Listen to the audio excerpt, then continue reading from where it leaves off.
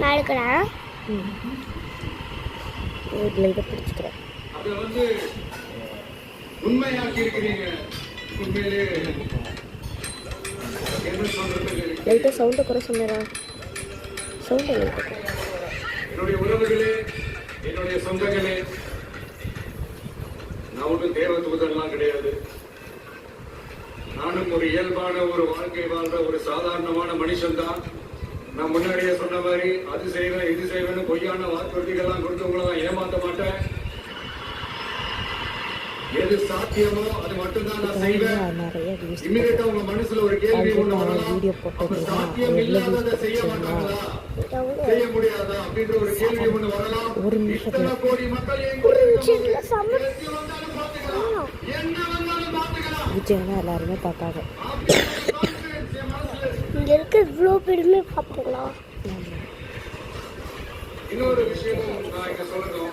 இன்னைக்கு நம்ம தமிழ்நாடு கவர்மெண்ட் இருக்கிற அந்த நிலைமையை பத்தி நான் உங்ககிட்ட நான் சொல்லணும். கிட்டத்தட்ட 10 லட்சம் கோடிக்கு மேல கடன் வாங்கி வச்சுட்டு போயிருக்கிற இன்னைக்கு அந்த தமிழ்நாடு அரசு இருக்கிறப்போ, கஜானாவை சுத்தமா தொடச்சி வலிச்சு வச்சுட்டு போயிருக்கிறப்போ, தூக்க முடியாத சுமையை ஏற்றி வச்சுட்டு போயிருக்கிறப்போ,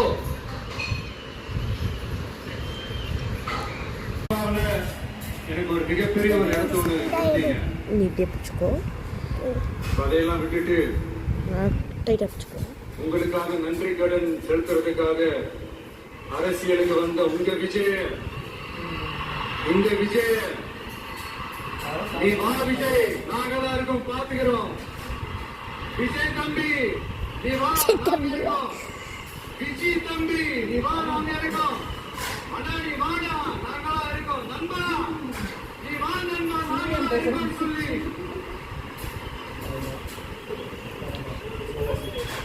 அவ்வளவு அன்பா, அவ்வளவு உறவா ஏத்துக்கிட்டீங்க. இந்த நேரத்துல இது நான் சொல்லணும். இந்த ப்ராசஸ்ல போயிட்டே இருக்கும். பெரிய வீடியோ எனக்கு எவ்வளவோ கஷ்டங்கள், எனக்கு எவ்வளவோ இந்த அவமானப்படுத்தினதெல்லாம் ஒரு பக்கம் இருந்தாலும், எனக்காக கூட நீங்க உங்களுக்கும் அதே மாதிரி கஷ்டங்கள், அதே மாதிரி அவமானங்கள், அதையெல்லாம் நீங்க பெருசா எடுத்துக்காம, அதையெல்லாம் நீங்க பொருட்டாவே எடுத்துக்காம, என்னோட வலிகளை, என்னோட வேதனைகளை உங்களால நினைச்சு என் கூடவே நின்னு கை வலிக்குதுன்னு நான் வச்சுக்கிறேன்.